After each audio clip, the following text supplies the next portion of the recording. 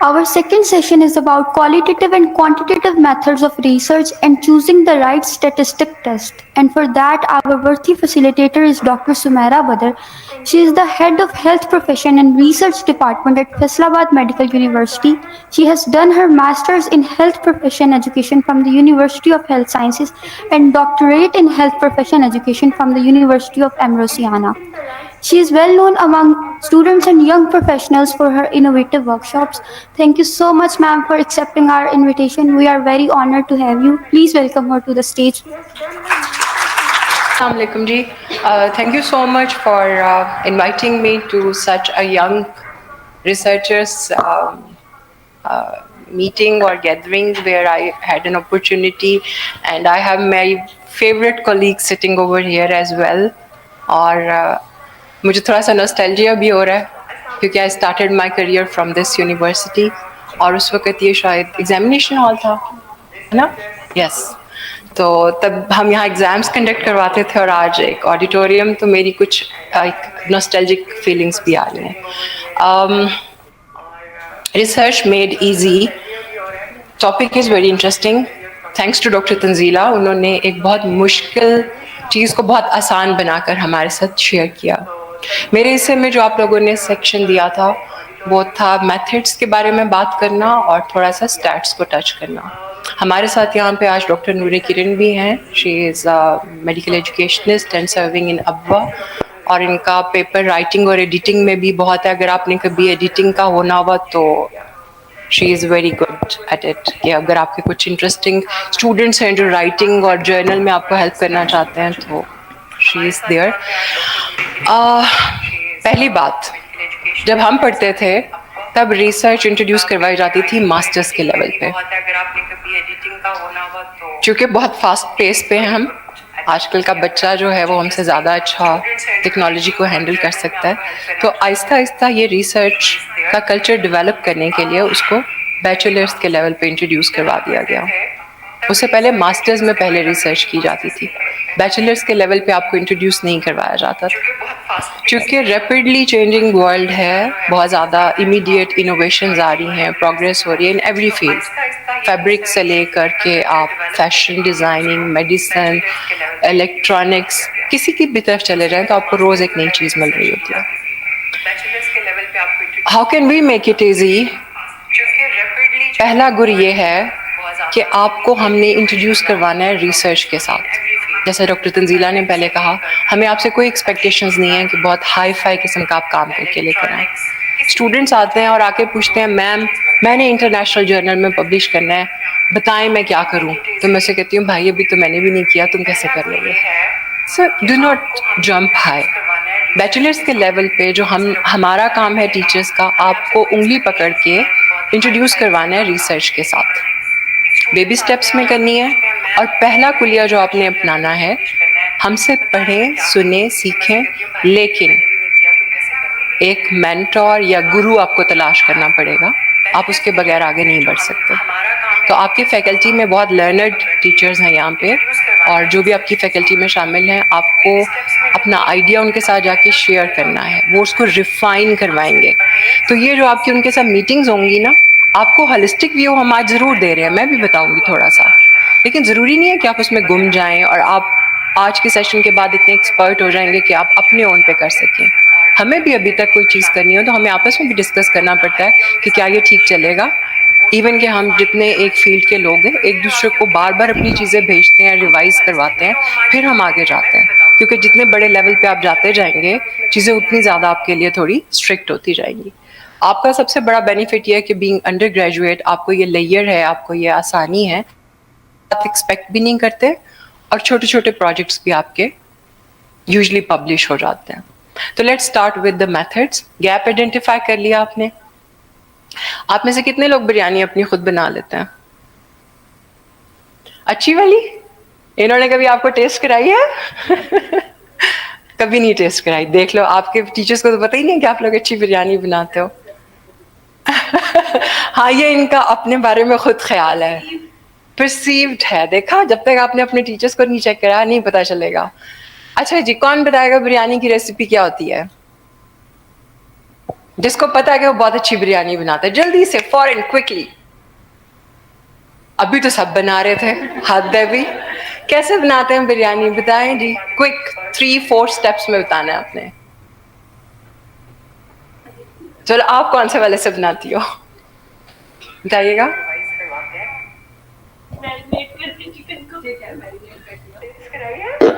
First chicken को first ये कि फर्स्ट स्टेप ये कि चिकन को मैरिनेट किया अच्छे से, फिर उसको फ्रिज में रख दिया कि अच्छी तरह डीप उसमें मसाला हो जाए।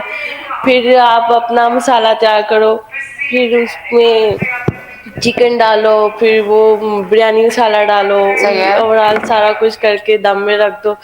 फिर उसमें मैं कोयला रख देती हूँ कि अच्छी वो बारबेक्यू बिरयानी की खुशबू आए। This a new thing.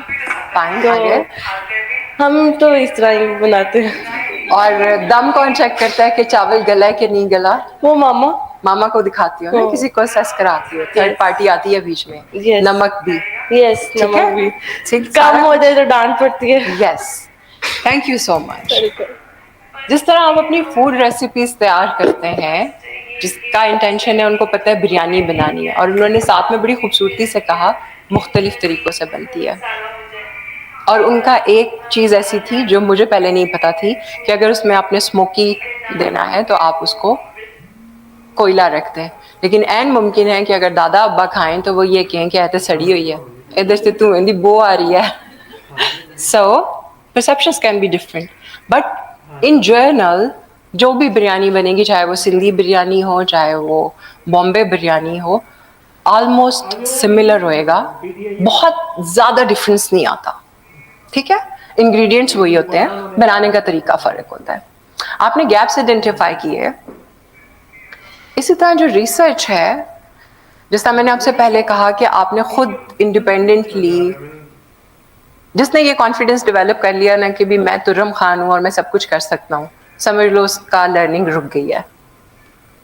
आपने कभी भी किसी भी स्टेज पे, कोई भी उम्र हो, चाहे आप 99 के हो जाए, आपने ये नहीं सोचना कि मुझे सब आता है। सही? तो हमें डिस्कशन करनी है, हमें पूछना है, हमें बूझना है। आपने गैप आइडेंटिफाई कर लिया।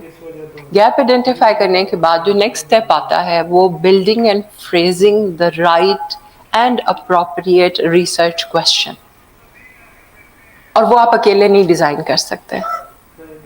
गैप आइडेंटिफाई करने के बाद भी जो आपका रिसर्च क्वेश्चन होगा ना, that would be the key and the lead जो सारा कुछ सही करा देगा, अगर वो आपने मेहनत करके सही बना लिया। और उसके लिए आपको पहले गैप आइडेंटिफाई करना है, एरियाज आइडेंटिफाई करने हैं, फिर आपने रिसर्च क्वेश्चन बनाने हैं। फाइन, जब आप अच्छे रिसर्च क्वेश्चन के साथ आ जाएंगे तो फिर आप शुरू करेंगे कि आपने, इज इट वर्किंग, मैं गलत इस्तेमाल कर रही हूँ सर, ये वाला नेक्स्ट है। फाइन, हमें रिसर्च डिज़ाइन क्यों चाहिए? क्योंकि हमने डिज़ाइन इसलिए रिक्वायर्ड होता है, वो हमें गाइड करेगा according to our research question कि हमने किस तरीके से वहाँ तक पहुँचना है।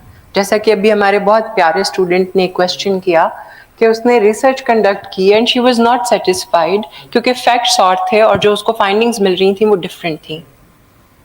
तो इसका मतलब है कि कहीं ना कहीं हमें हर स्टेप पे, इवन के क्वेश्चन या बनाने में भी फिर आपको अपना वैलिड करवाना पड़ेगा। आपको अपने टीचर से, सीनियर से, कॉलीग्स के साथ आपको उसको लेकर के डिस्कस करना पड़ेगा। फिर देखना पड़ेगा कि आपने हिडन इंफॉर्मेशन अगर एक्सट्रैक्ट करनी है तो how can you do that through an indirect way. तो आपका रिसर्च डिज़ाइन आपको ये सारा प्रोविजन देता है कि आपने किस बारे में क्या करना है। Then we will go for the study designs and characteristics of a brief characteristics, ज़्यादा डिटेल में नहीं। ठीक है, फाइन जी। टाइप्स ऑफ रिसर्च का आपको पता है कितनी होती हैं? चीटिंग भी करा रही हूँ वैसे मैं आपको। Types of research overall broad general terms में कितनी होती हैं? ठीक है, और is there any other type?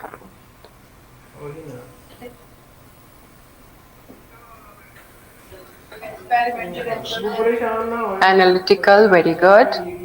Any other? Descriptive, fine.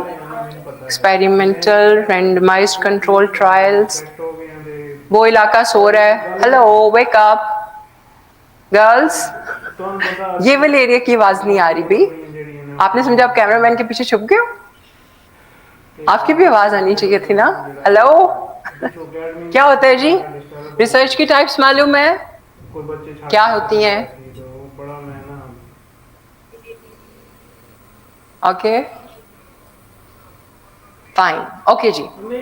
Basically अगर हम ब्रॉडर सेंस में बात करें तो दो तरह की रिसर्च होती है। ये एविडेंस कहता है, ये मेरी स्टेटमेंट नहीं है। दो टाइप्स की रिसर्च हैं और उनको हम डिवाइड करते हैं बाय पर्पस, मकसदियत के हिसाब से, एंड बाय मेथड, तरीक़ाकार के हिसाब से। जो आपने मुझे बताई हैं वो तरीक़ाकार, by methodology we have two types of research and that is qualitative and quantitative as you have said. But if we look for the purpose, there are two types of research as well, basic and applied. इसकी detail में नहीं जाएंगे, आपको सिर्फ पता होना चाहिए। Basic से कोई बताएगा क्या मुराद है? क्या समझ आता है बेसिक से?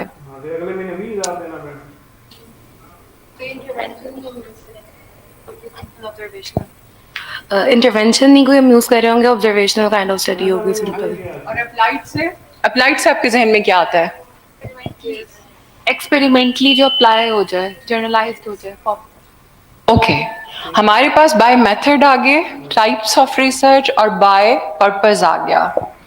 हमने ये देखना है कि बेसिक रिसर्च कौन सी होती है जिसमें आप कोई ख़ास एजेंडा, हाइपोथेसिस या कोई प्रॉब्लम लेके नहीं चलते, just to know the things. जैसे कि आपको और मुझे कैसे पता है कि हमारी एनाटमी और यहाँ से कैरोटिड गुजर रही है? How do we know it? किसी ने एक्सप्लोरेटरी रिसर्च की थी। गैलेक्सी में कितने स्टार्स हैं, कितने प्लैनेट्स हैं, कितना है, this is just an information, but that has been done by some researcher at some time just to know the facts और the reality where they are living.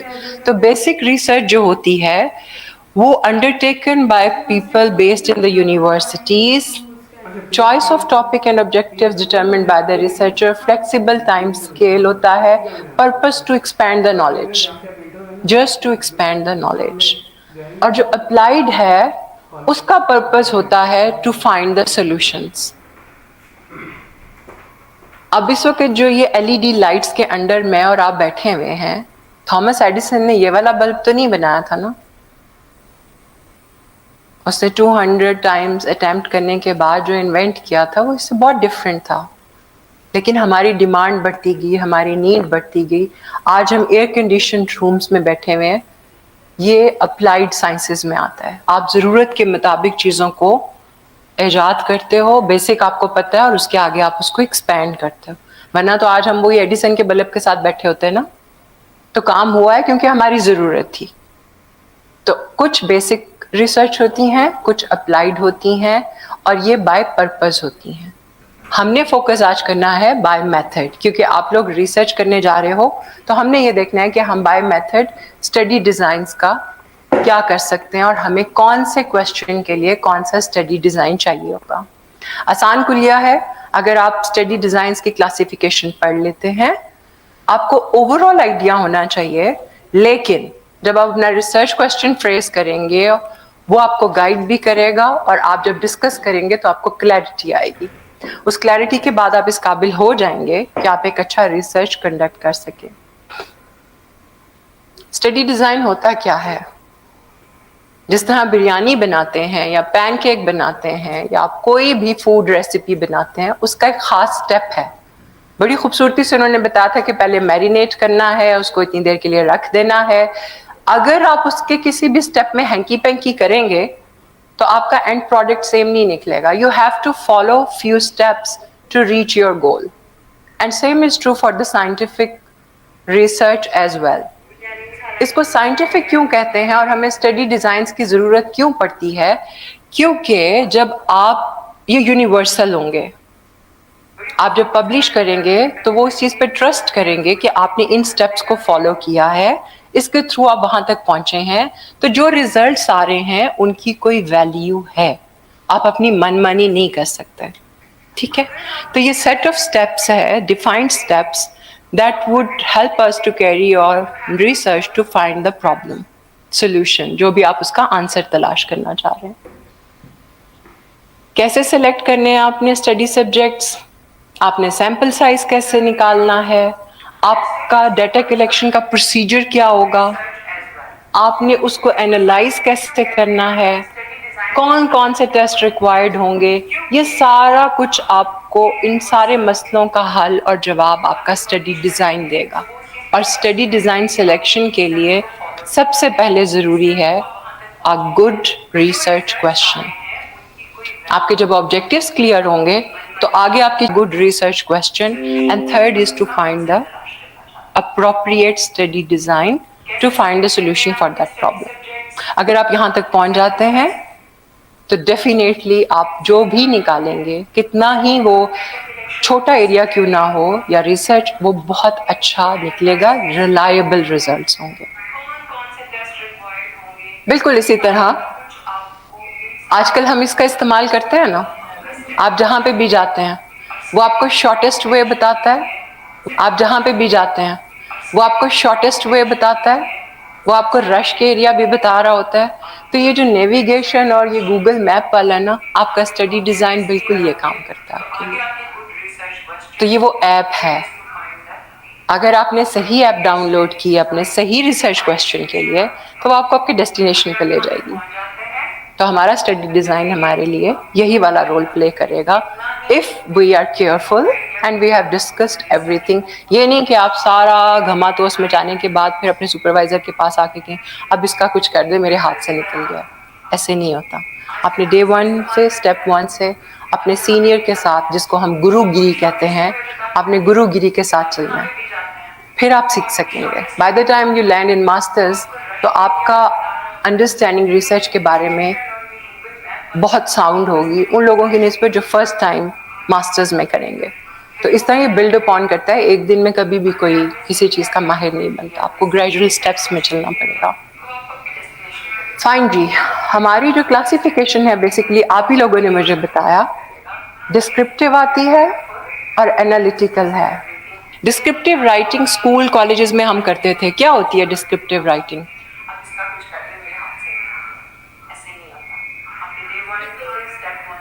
कोई टाइटल बताएं, कोई टॉपिक बताएं, स्कूल के young minds हो, FSc या A levels में कौन सी डिस्क्रिप्टिव राइटिंग करते थे?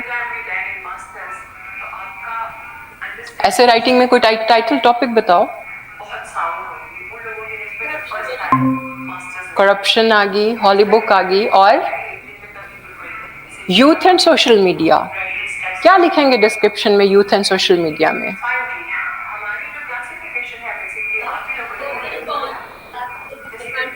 Facts would be stated, pros and cons और advantages, disadvantages। आप एक चीज़ को explain कर रहे हैं from all perspectives, तो आप describe कर रहे हैं। अगर मैं आपसे कहूँ कि आप इस ऑडिटोरियम को describe करें, तो कैसे describe करेंगे?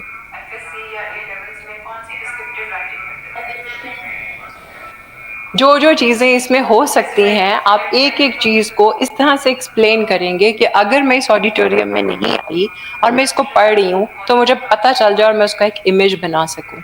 तो वो इतनी खूबसूरत डिस्क्रिप्शन होनी चाहिए, दैट इज़ द डिस्क्रिप्टिव। तो रिसर्च भी आपको ये प्रोविज़न देती है कि कुछ चीज़ें एज ए रिसर्चर आप सिर्फ ऑब्जर्व करें और लिख दें, बट साइंटिफिक और एकेडमिक राइटिंग होगी ना, होगी डिस्क्रिप्शन, तो उसको हम कह देते हैं ऑब्जर्वेशन और डिस्क्रिप्टिव स्टडीज। दूसरी जो हैं वो आ जाती हैं एनालिटिकल स्टडीज। एनालिसिस क्या होता है?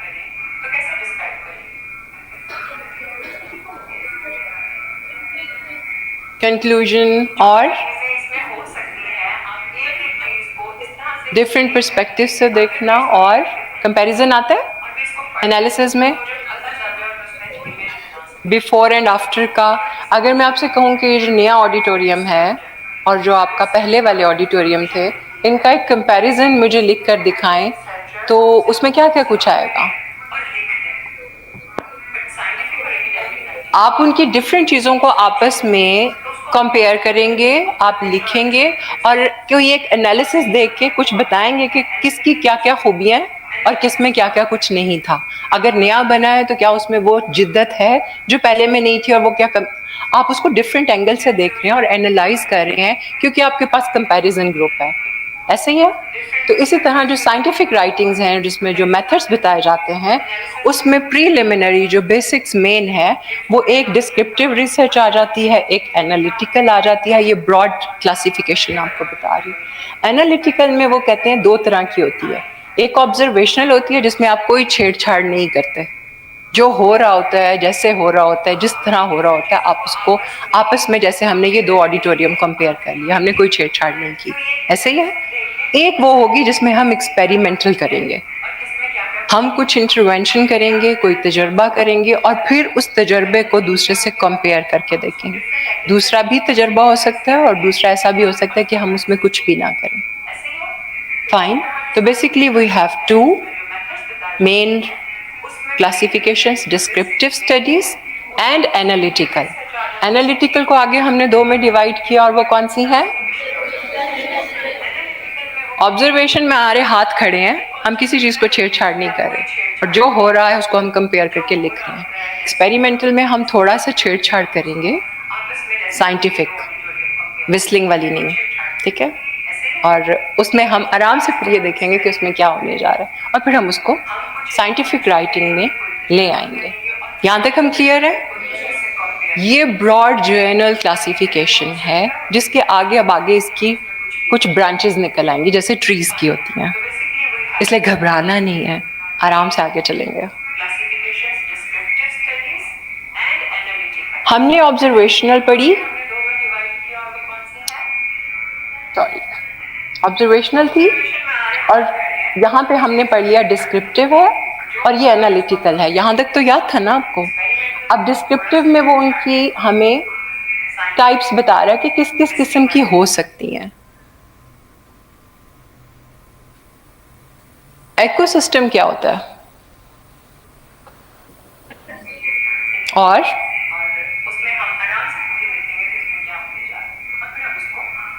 इकोसिस्टम में क्या क्या आता है?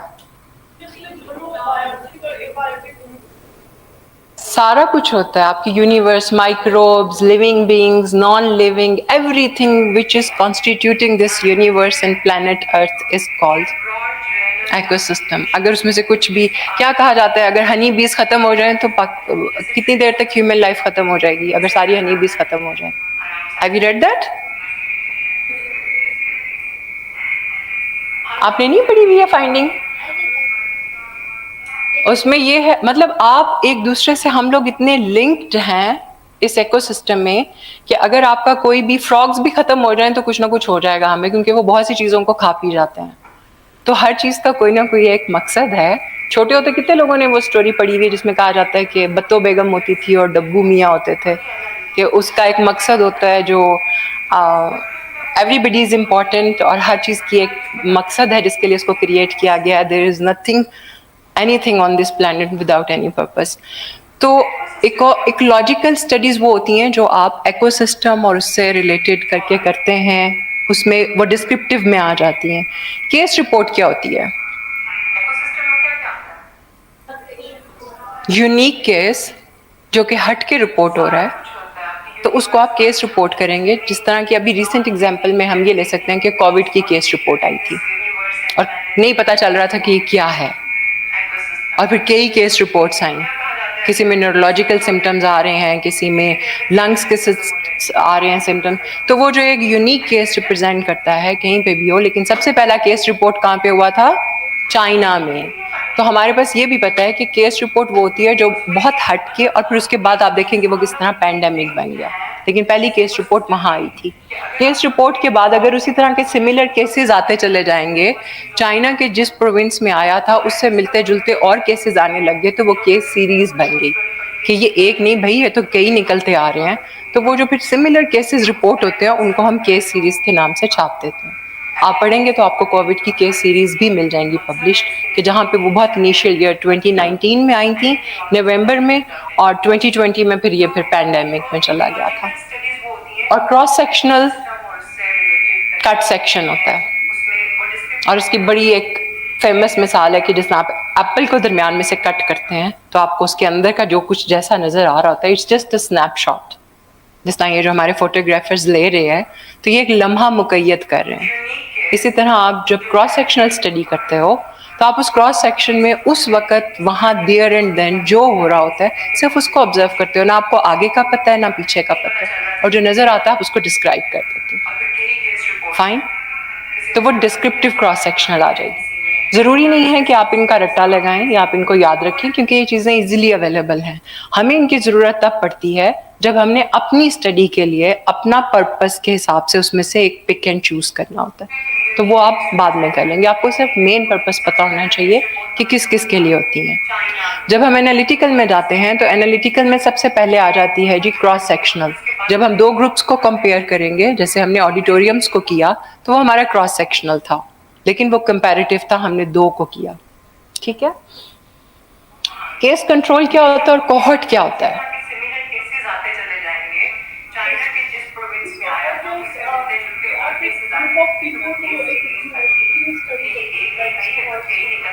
ठीक, आपका इनटेक कौन से ईयर में हुआ था आपके बैच का? आपका 2019 का। तो मेरे पास एक कोहॉर्ट है जी 2019 का, और दूसरा कोहॉर्ट जो स्टूडेंट्स का आएगा वो 2020 का होगा। और मैं उन दो ग्रुप्स के डिफरेंट चीज़ें स्टडी कर सकती हूँ over the 4 years। Let's say हम उनके एकेडमिक रिकॉर्ड्स को देख लेते हैं फ्यूचर में कि कैसा जा रहा है। तो कोहॉर्ट होते हैं group of people sharing similar things, और आप उसके ऊपर कोई भी चीज़ स्टडी करते हैं। इसकी डेप्थ में मैं नहीं जाऊँगी, इसको हम फ्यूचर में भी जाके देख सकते हैं, हम पीछे जाके भी देख सकते हैं। तो कोहॉर्ट का मेन डेफिनेशन ये होती है कि सेम ग्रुप ऑफ पीपल है जो कॉमन चीज़ें शेयर कर रहा है, उसके ऊपर आप किसी भी चीज़ को स्टडी कर सकते हैं। स्मोकिंग पैटर्न स्टडी कर सकते हैं कि हमारे पास जो स्टूडेंट्स के आए हैं, let's suppose first year medical में आते हैं मेल स्टूडेंट्स, और हम देखते हैं ओवर द नेक्स्ट 10 years कितनों ने स्मोकिंग शुरू की, और जिन्होंने स्मोकिंग शुरू की आफ्टर 10 years उनके हेल्थ इश्यूज कौन से थे, और जिन्होंने नहीं की उनका क्या था। तो ये भी हम करेंगे इसको, इसमें हम कोई इंटरवेंशन नहीं कर रहे, हम जो हो रहा है सिर्फ उसी को स्टडी कर रहे हैं। तो वो होता है कोहॉर्ट। कोहॉर्ट का मतलब ये है कि आप एक जैसे लोगों के दो ग्रुप्स ले लेंगे और फिर आप उनको कंपेयर कर लेंगे, जो एक्सपोज थे और जो एक्सपोज नहीं थे। क्लियर? इससे ज़्यादा नहीं याद रखना। केस कंट्रोल क्या होता है? केस से क्या समझ आती है? मेडिकल में हो सारे पेशेंट, किसी भी किस्म का कोई केस जो रिपोर्ट हो रहा है, नेम एनी पेशेंट।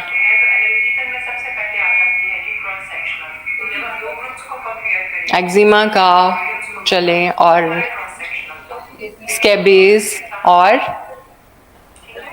सोराइसिस। अगर हमने सोराइसिस को स्टडी करना है, गायनी का कोई लेते हैं। नूर बताएं गायनी का कोई ऐसा केस जिस पे केस कंट्रोल करनी हो। Diabetic pregnant patient. Diabetic pregnant patients देख लेते हैं, उनको हम एज ए केसेस लेते हैं, और कंट्रोल्स हमारे कौन से आएंगे? Very good. हमारा कंट्रोल ग्रुप वो होगा जिसमें प्रेगनेंसी है, सिमिलर उसकी करेक्टरिस्टिक्स हैं, एज ग्रुप डोमेन सही आती है इंक्लूजन में, और फिर हम ये देखेंगे कि उन दोनों में ऐसे कौन से फैक्टर्स थे जिनकी वजह से एक फीमेल में तो जेस्टेशनल डायबिटीज हो गई और दूसरी को नहीं हुई। ठीक है, तो ये स्टडी करते हैं हम रिट्रोस्पेक्टिव, पुरानी हिस्ट्री लेते हैं, बड़ा कुछ पूछते हैं, और बड़ी इन डेप्थ स्टडीज होती हैं। यूजुअली ये हम उन केसेस में करते हैं जहाँ पे हम ये फैक्टर्स देखना चाहते हैं जिसकी बेस पे हम ये कहते हैं कि जिन की फैमिली में डायबिटीज़ है उनको इतने % चांस है शुगर हो जाने का। ये चीज़ हम किस बुनियाद पे कह रहे हैं? वो कौन सी स्टडीज़ होंगी जिन्होंने ये एसोसिएशन इस्टेब्लिश की होगी? केस कंट्रोल स्टडीज़ थी। उन्होंने केसेस लिए, उन्होंने कंट्रोल्स लिए, और उनकी जो एसोसिएशन देखी डिफरेंट फैक्टर्स के साथ, उन्होंने आज हमें इस काबिल बनाया है कि डॉक्टर नूर अपने क्लिनिक में बैठ के किसी भी पेशेंट को उसकी प्रोबेबिलिटी बता सकती हैं कि अगर तुम्हारी फैमिली में पेरेंट्स को डायबिटीज़ है तो तुम्हारे 20 to 30% चांसेस हैं कि तुम अपनी प्रेगनेंसी में, हर प्रेगनेंसी में तुम्हारे ये चांसेस बढ़ते जाएंगे। ठीक है, और ये वो अपनी सिक्स सेंस से नहीं कह रही, ना उनको इंट्यूशन हुई है, उनके पास लिटरेचर मौजूद है जो उनको ये गाइड करता है, क्योंकि इन केसेस के ऊपर स्टडीज हो चुकी हुई हैं जो कि केस कंट्रोल स्टडीज थी। तो जो केस कंट्रोल और कोहॉर्ट की स्टडीज हैं, ये आपको एसोसिएशंस बताएंगी कि जो स्मोकर्स हैं उनमें कितना परसेंट रेट होगा, जिनकी फैमिली में कोई प्रॉब्लम है उनका कितना परसेंट रेट होगा। तो ये जो आप प्रोबेबिलिटीज बताते हो और किसी को गाइड कर रहे होते हो, एक्चुअली उसके पीछे ये सारी स्टडीज हुई होती हैं और वो mostly cross sectional and case control and cohort studies होती हैं। तो ये हमें एसोसिएशंस बताती हैं। ठीक, डन, ओके। तो ये हमारी होगी ऑब्जर्वेशनल, जिसमें डिस्क्रिप्टिव और एनालिटिकल थी। एनालिटिकल में हम कंपेयर कर रहे थे। अब आए थोड़ी सी छेड़छाड़ करते हैं, जिसमें हमने कहा था एक्सपेरिमेंटल होती हैं। तो एक्सपेरिमेंटल को इंटरवेंशन कह दिया, जिसमें आप थोड़ा सा कुछ ऐसा करके देखेंगे जो आपको लगता है कि ऐसा होना चाहिए, और फिर आप उसको स्टडी करते हैं। उसके बीच में कौन कौन से आते हैं, यहाँ पे आपने बताया था रेंडमाइज्ड कंट्रोल ट्रायल्स हैं। आप नई ड्रग्स लेकर आते हैं, नई वैक्सीनेशन आती है, कुछ लोगों को आप लगाते हैं, कुछ को नहीं लगाते हैं, और फिर आप उनका रिजल्ट कंपेयर करते हैं कि जिनको लगी थी वो कैसे हैं, जिनको नहीं लगी थी वो कैसे हैं। लेट्स सपोज आपने कार्डियक प्रिवेंशन के लिए एक नई ड्रग इन्वेंट की है, तो आपने कुछ कार्डियक पेशेंट्स को एक ड्रग दी और कुछ को नहीं दी, उनको वो स्टैंडर्ड ट्रीटमेंट जाने दी जो अभी अवेलेबल है। तो उनके अब एंड ऑफ द ईयर जो रिजल्ट निकलेंगे वो हम कंपेयर करेंगे, और हम उन रिजल्ट्स पे ये बता सकते हैं कि ये दवाई कितने परसेंट इफेक्टिव है। क्लियर, कंफ्यूज नहीं होना, इसमें सिर्फ हमने एक्सपेरिमेंट करना है। इसी तरह फील्ड ट्रायल्स हैं। फील्ड ट्रायल्स आप इम्यूनाइजेशन के देख लें, आपने किसी एक इलाके में इम्यूनाइजेशन की, एक में नहीं हुई, तो आप बता सकते हैं कि वहाँ पे डिजीज इतनी नीचे चली गई है, दूसरे में नहीं गई है। कम्युनिटी इंटरवेंशन स्टडीज न्यूट्रिशनल पे कर सकते हैं आप। आपने एक बिग पॉपुलेशन को, जहाँ के बच्चों का ग्रोथ रेट बहुत कम था, वहाँ पे आपने उनको वो सप्लीमेंट्स प्रोवाइड किए जो उनको बेसिक माइक्रो न्यूट्रिएंट्स दे रहे हैं, और एक आबादी जहाँ नहीं किए, तो आप इस तरह बहुत बिग मेजर कम्युनिटी ट्रायल्स करते हैं।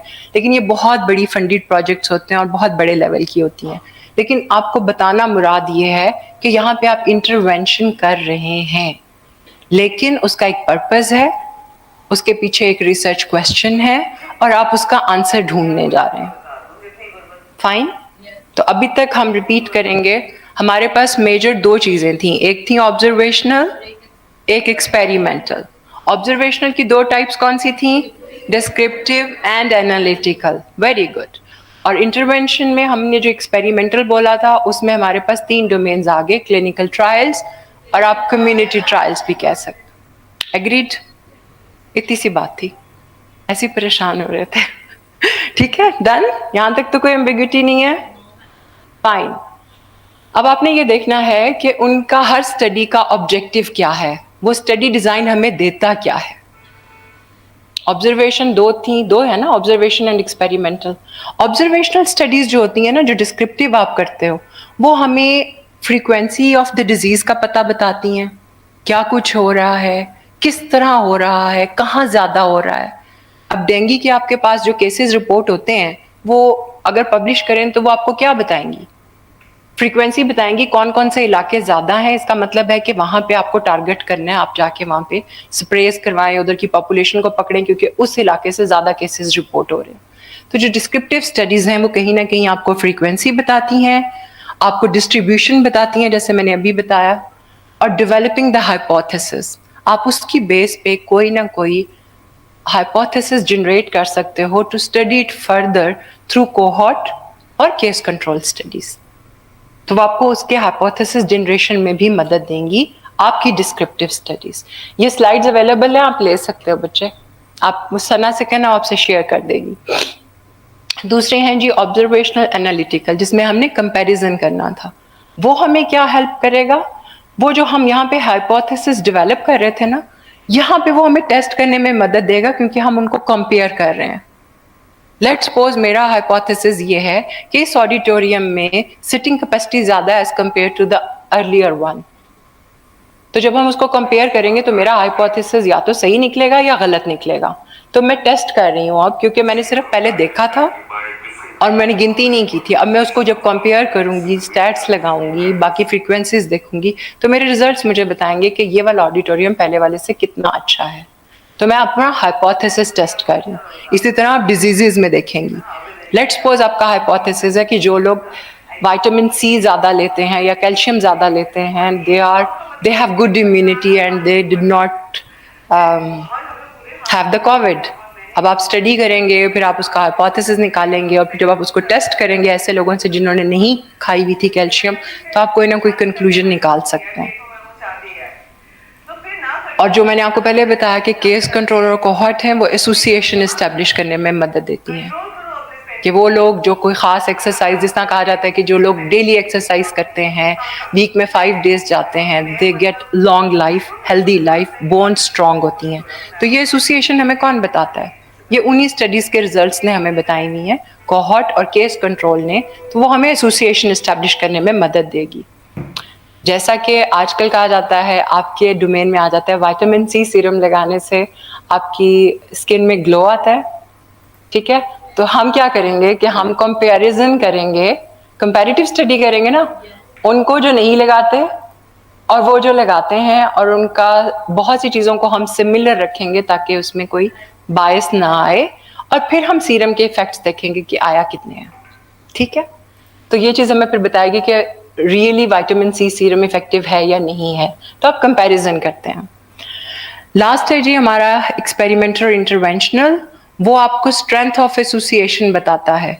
स्ट्रेंथ ऑफ एसोसिएशन से आप सिर्फ इतना मुराद ले लें कि वो जो हम कहते हैं कि आपको इतने % चांसेस हैं, अगर फादर की और उनके बाल्डनेस है फैमिली में, तो आप उसको क्या कहेंगी? यंग लड़के को आता है और आपको कहता है जी मुझे हेयर फॉल हो रहा है, तो आप उसको कितने % यकीन से कहेंगी कि तुम्हारे इतने % चांसेस हैं कि तुम्हारे बाल, तुम जल्दी गंजे हो जाओगे?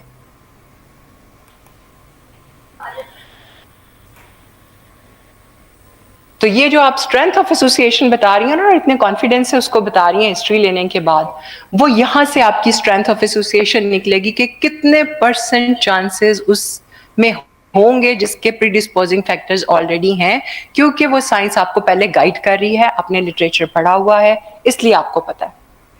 ठीक है, और एस्टैब्लिशिंग द कॉज, जिस तरह हम लोगों ने जो सबसे बड़ी केस कंट्रोल स्टडीज थी वो ब्रेस्ट कार्सिनोमास की हुई थी, और उसके ऊपर आपको एक लंबी लिस्ट ऑफ प्रीडिस्पोजिंग फैक्टर्स मिलता है कि किन किन खवातीन को होता है। किसी ने कहा कि जो शादी नहीं होती या वो लैक्टेट नहीं करती, ब्रेस्ट साइज के बारे में आया, तो वो मल्टीपल चीज़ें थी जो उन्होंने इस्टेब्लिश की और कॉजेज बताए, एक कॉज नहीं है। और आजकल जो रिसर्च चल रही है वो जेनेटिक्स पे चल रही है, जीन्स कर रहे हैं, BRCA1 BRCA2 ऐसे ही है ना, तो उसके ऊपर वो काम कर रहे हैं। तो अभी वो कॉज को तलाश कर रहे हैं, लेकिन अगेन ये वही वाली इंटरवेंशनल स्टडीज कर रहे हैं और उसको आगे लेके चल रहे हैं। Any question so far? Okay, qualitative. Qualitative क्या होती है? क्वालिटेटिव से आपके जहन में क्या आता है?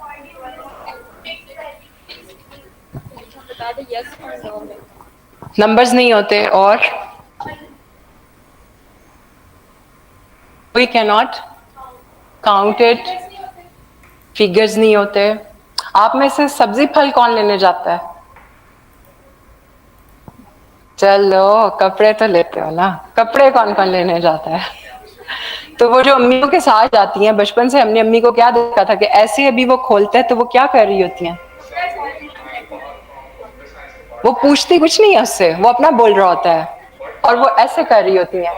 हमने बचपन से अपनी अम्मा से सीखा ना, और फिर उन्होंने वो हमें टच करना बताया कि इससे तुम टच करके क्या का कुछ पता चला सकते हो। ठीक है ना, तो that is the qualitative thing, जो काउंट नहीं की जा सकती, जो बताई नहीं जा सकती। और अगर मैं आपकी आंखें बंद भी कर दूं और आपके सामने मैं डिफरेंट फैब्रिक रखूं, आप मुझे बता देंगी through your touch, texture and feelings which quality is good, soft and tender। ऐसे ही है। So, जो क्वालिटेटिव होती है ना, वो हम डिटेल्स में जाते हैं, जहाँ पे नंबर्स नहीं होते, जहाँ पे हमने कुछ ऐसा पता चलाना होता है, वो फीलिंग है कपड़े को टच करने की, हमें उसकी डिटेल पता चले। उसके लिए मेथड्स फर्क होते हैं। मैंने नाम लिख दिया है, ये मोस्टली सोशल साइंसेस का डोमेन है, सोशल साइंसेस का डोमेन है, और हम इसके सिर्फ ब्रॉड नाम है, ये आप किसी भी बड़े गुरु के बगैर कभी भी नहीं कर सकते। नाम पढ़ लीजिए सिर्फ, फिनोमेनोलॉजी है, एथनोग्राफी है, ग्राउंडेड थ्योरी है, इसमें भी केस स्टडीज आती हैं। अगर आप हिटलर की केस स्टडीज पढ़ेंगे तो वो क्वालिटेटिव होगी, अगर उसके बारे में कुछ लिखा गया तो, ठीक है। तो ये सोशल साइंसेस की डोमेन है, हम मेडिकल एजुकेशन में भी यूज करते हैं। क्राइटेरिया फर्क होता है, again your research question will help you to select your study design, कि क्या ये क्वालिटेटिव है या क्वांटिटेटिव है, और क्वालिटेटिव में है तो आगे क्या करना है। इससे ज्यादा हम इसमें नहीं जाएंगे। और फाइनली जनाब,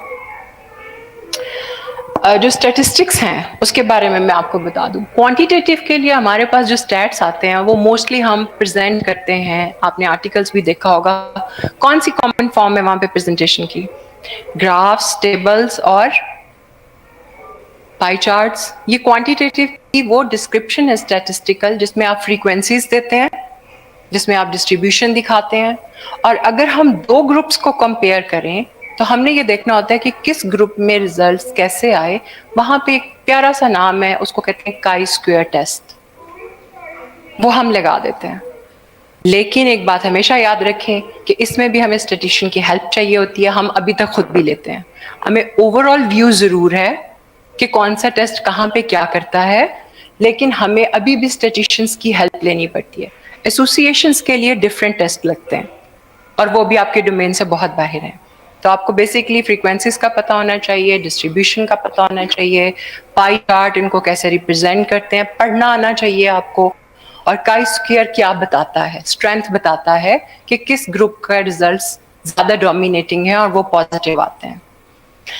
क्वालिटेटिव के लिए हम सारा कुछ डिस्क्रिप्टिव होता है और उसमें हम थीम्स निकालते हैं और फिर बड़ी बड़ी बातें करते हैं, इस थीम में ये बताया गया, हमें ये पता चला, क्योंकि वो इन डेप्थ स्टडीज होती हैं। अगेन आपको गुरु चाहिए होगा तो वो आपने खुद सिलेक्ट करना है। This is not the end, इसके बाद शो अभी बाकी है, लेकिन थोड़ी सी ब्रेक है। Thank you so much.